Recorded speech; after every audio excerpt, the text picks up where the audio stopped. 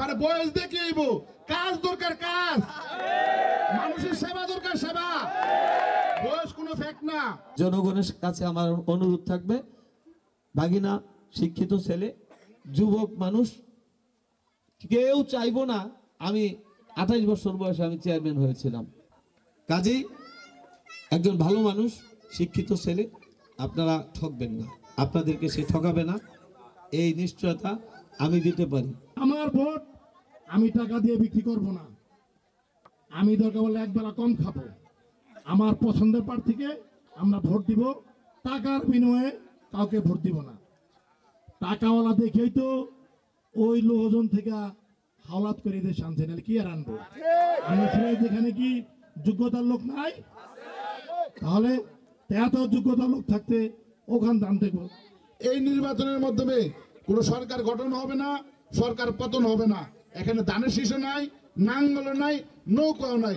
এটা আপামর জনসাধারণ নির্বাচন, ধনী গরিব সকলের নির্বাচন।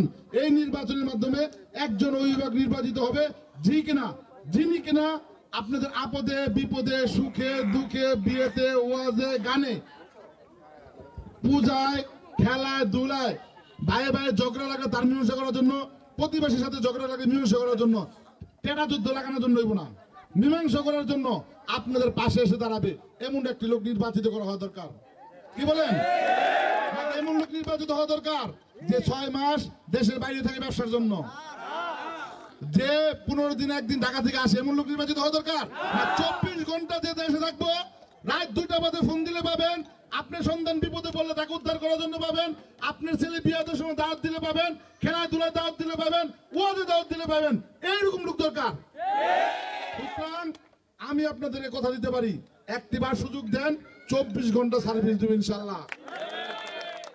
আপনারা মুরব্বী যারা আছেন তারা বলেন তো, একদিনে মুরব্বী হয়ে গেছেন? আমার মতো তরুণ ছিলেন না, যুবক ছিলেন না?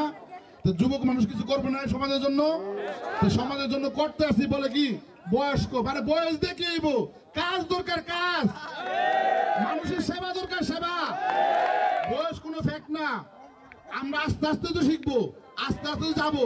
এই দেশে প্রতি 27 বছর এমপি হয়েছে না? হয়েছে না? মাশরাফি এমপি নাই 27 বছর বয়সে? তাইলে ভাই আপনার যুবকরা তো ভয় পান কেন? তার মানে কি আপনারা বলতে চান সকল যুবক খারাপ, সবাই নেশা করে? তাইলে আপনার যুবক কি, যুবকরা ভালো নাই?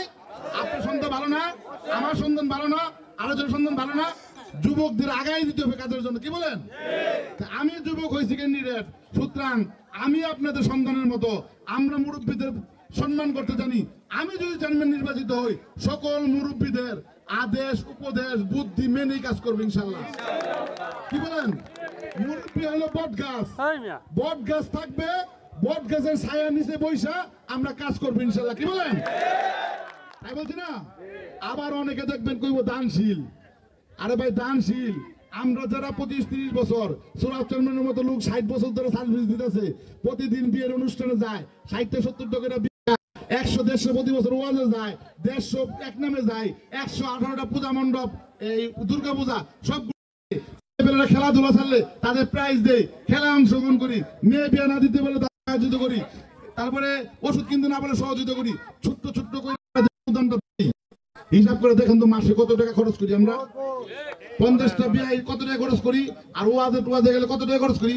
আর আপনারা আসেন ঢাকা থেকে বাজারেও গাড়ি নিয়ে 6 মাস পরে 2 লাখ টাকা দিয়ে দানশীল হয়ে যান গা। তাই দানশীল আমরা যারা অপমর জনসাধারণ তারা।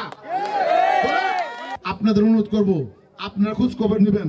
যদি মনে করেন আমি চাঁদাবাজ, দান্দাবাজ, কেউ জমি দখল করছি, বিচারে গিয়ে টাকা আইছি, অনুরোধ করবো দরকার নাই।